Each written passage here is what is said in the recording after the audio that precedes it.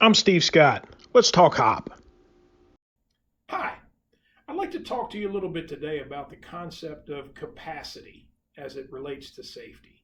One of my earlier videos, I made the statement that Todd Conklin, who's one of the gurus in this field of human and organizational performance, Todd likes to define safety as not the absence of incidents, but rather as the capacity for failure, the presence of capacity. We have enough capacity in our system that we can have a failure without it resulting in a life altering, life ending injury.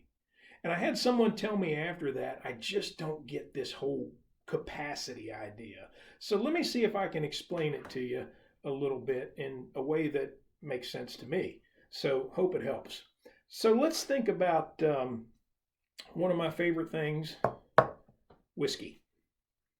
What's that got to do with capacity? Well, let's say I fill that glass right up to the very top with a good whiskey. And it's a really good whiskey. So I'd hate to waste it, but I'm going to fill it right up to the very top. Now, what is the bad thing that I don't want to happen? And most of you are going to say, well, you don't want to spill your whiskey. And I'm going to say, no, that's not really the worst thing that can happen. The worst thing to happen is if I spill that whiskey and it hits the floor. Now, if I look at that right now, there's very little capacity for error. If I try to pick that up and drink it, there's every chance that I'm going to spill a little bit on the floor. There's no capacity for failure. So what if I do this? What if I take this little tasting glass and I set it in my rocks glass? Is it elegant? No. Is it clunky? Yes. Am I likely to spill my whiskey? I'm just as likely as before to spill my whiskey. I even may be more likely to spill my whiskey the way I've got it sitting in that glass. But remember, the thing I'm trying to avoid is not spilling my whiskey. It's spilling my whiskey and having it land on the floor where I can't recover it. The way I've got it right now, I can pick it up and I've got the capacity to spill my whiskey, but it's recoverable. I can still drink my whiskey out of the rocks glass. That's capacity. So let's apply that a little bit to safety. And I think the very first place you have to start with understanding capacity as it relates to safety is you have to change your definition of what's the bad thing you don't want to happen.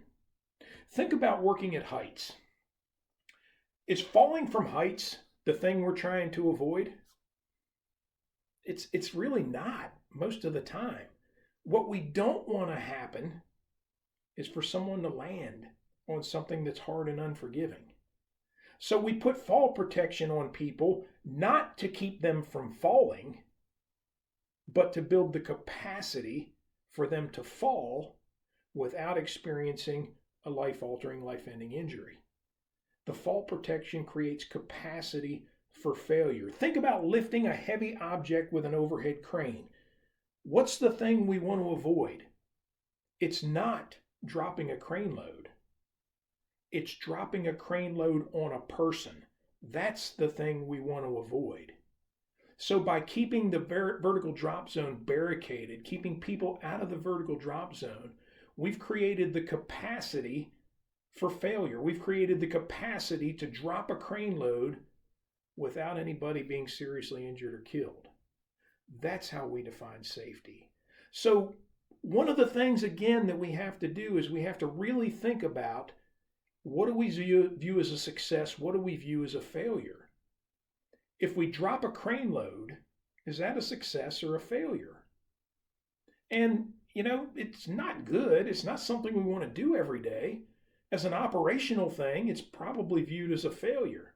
But if we've got the vertical drop zone segregated and nobody's there, from a fatality prevention standpoint, we have to look at that as a success.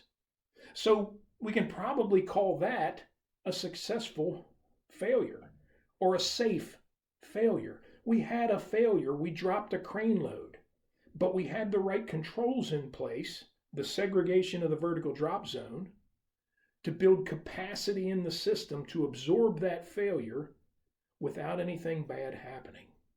That's capacity. That's how we define safety. We don't define safety by the absence of incidents. We define safety by the presence of controls or defenses that build capacity to have a failure without that failure resulting in a life-ending, life-altering injury. That's capacity. Hey, I hope this helps. If you like these videos, like them on YouTube, subscribe to my channel. If you'd like to get a hold of me, here's my contact information. Please reach out. Thanks.